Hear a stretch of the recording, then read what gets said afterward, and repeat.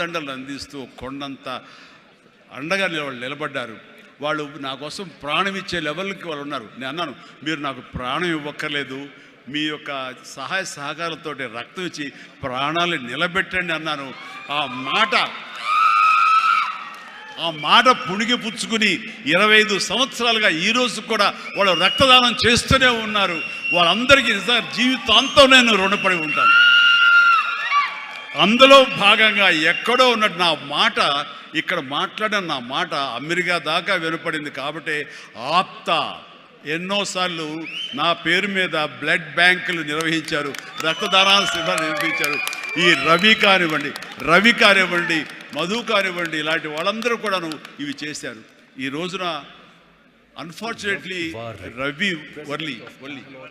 రవి వర్రే ఒక brain stroke వచ్చేది ఆగిపోయినప్పుడు ఆ విషయం తెలిసినప్పుడు అతనికి వీడియో పెట్టాను నేను. వీడియో, రవి డోంట్ వర్రీ, ఇవన్నీ స్మాల్ థింగ్సే, బట్ అన్ఫార్చునేట్, సో త్వరలో కోలుకుంటావని అతను నేను మెసేజ్ పెట్టినప్పుడు అతను పొందిన ఆనందం అంతా ఇంత కాదు, అది ఎంతో ఉత్సాహాన్ని ఇచ్చింది. ఈ రోజున కోలుకుంటున్నాడు.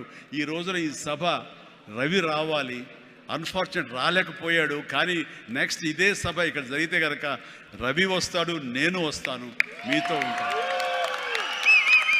మీ అందరి ఆశీస్సులతోటి రవి లాంటి ఎంతూజియాస్టిక్ గాయ్ కోలుకుంటున్నాడు. వాళ్ళు మధుతోటి, సాగర్ గారితో, మన ఇతర ఫ్రెండ్స్ తోటి, సుబ్బు చంద్రశేఖర్ గారితో, వీళ్ళందరితో కూడాను మళ్ళీ కలిసి ఈ యొక్క సభల్ని ఇంతకంటే మరింత అద్భుతంగా చేయాలి. అండ్ ఆ రకంగా నేను మీ ఎంటర్‌ప్రెన్యూర్‌షిప్, యంగ్స్టర్స్ ఎలాగ రావాలి ఏమిటి అనేది నా గురించి నేను చెప్పుకోవడంలో తెలియకుండానే మీకు అందరికీ చెప్పాను. అది మీకు అందరికీ అర్థమై ఉంటుందేమో అనిపిస్తుంది. కాబట్టి ఇది నాకు గొప్ప అవకాశం.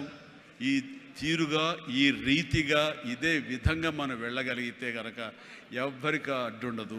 ఇక్కడ ఒక్కొక్కరు ఒక్కొక్క గ్రేట్ ఎంటర్‌ప్రెన్యూర్స్ అవుతారు.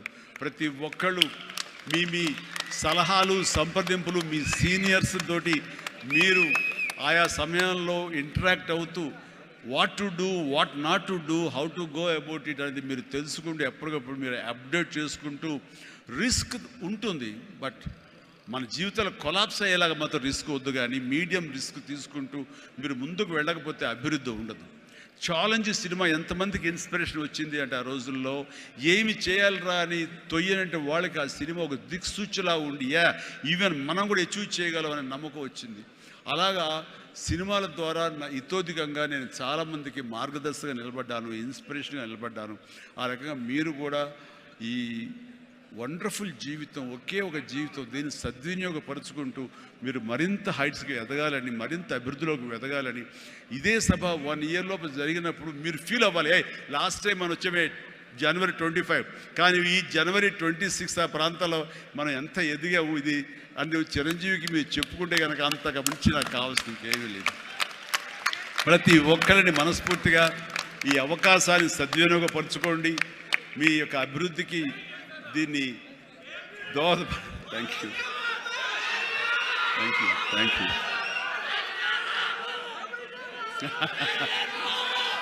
ఎస్, ఇందాక